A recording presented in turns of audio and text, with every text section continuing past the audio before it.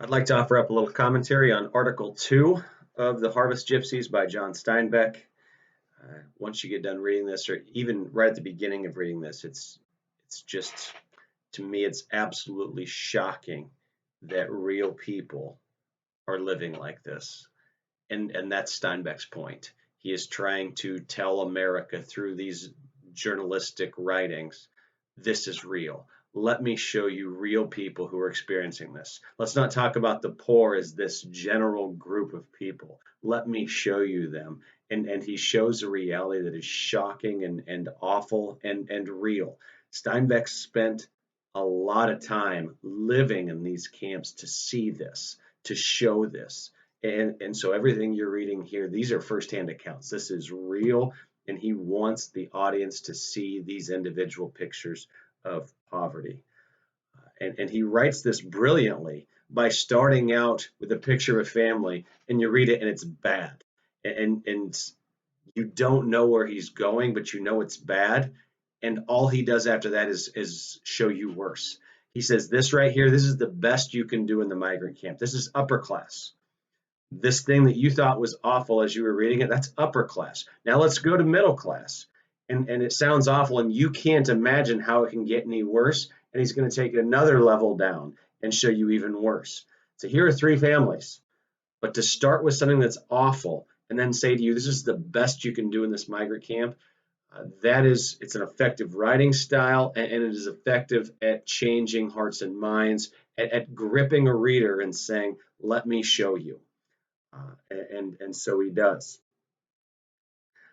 I like his focus on here. It's so important. The focus on dignity, on pride, and on the mental state of these workers. And that's a big part of upper class, middle class, lower class in these camps.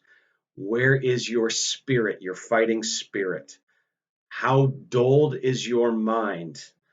And to show you the ever spiraling downward that's inevitable, because the longer you're there, the more you're going to lose. The more you're going to lose, the more your mind is going to be dulled as a way of protecting itself from the tragedy. The more children you see of your own die, and for you to not be able to do anything about it, your own helplessness, it's going to do something to you emotionally, spiritually, and mentally. And in doing that, it makes you less able to work, to be able to do the work that it takes to simply feed a family.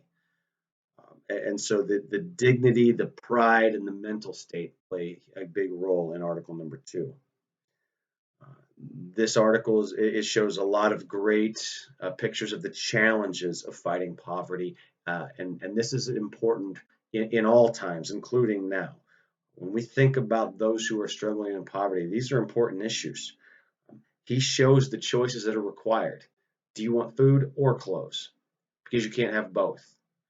Um, and then the children of poor people, they didn't choose this life. They were born into this life. And so not only are they living in these conditions, if they go to school, they are immediately ostracized and criticized and beaten down because of this poverty they didn't choose.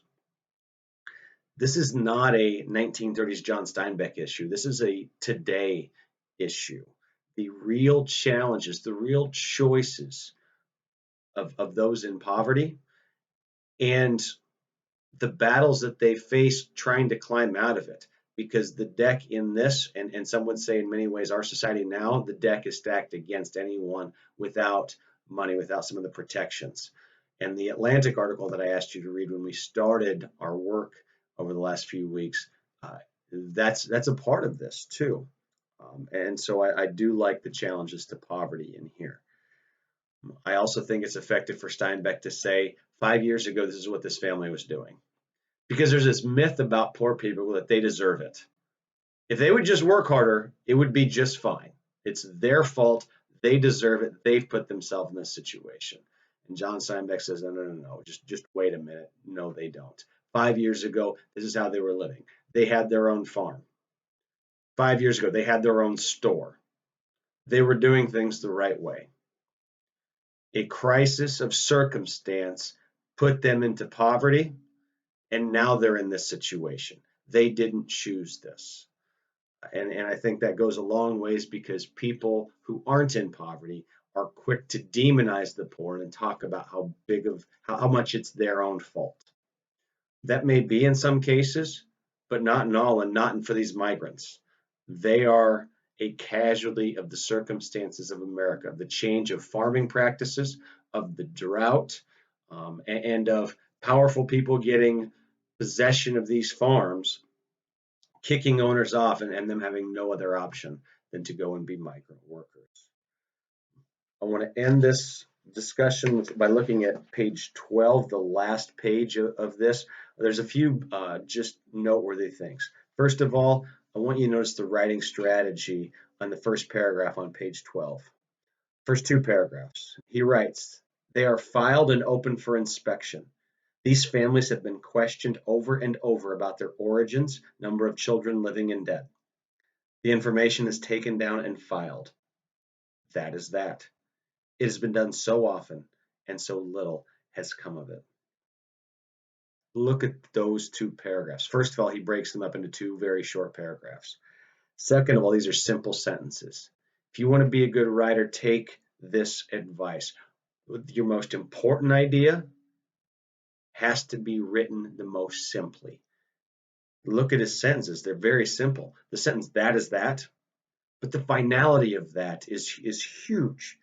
And so he uses the writing strategy of making your most important ideas written in the simplest possible language and to make them short, to make them stand out.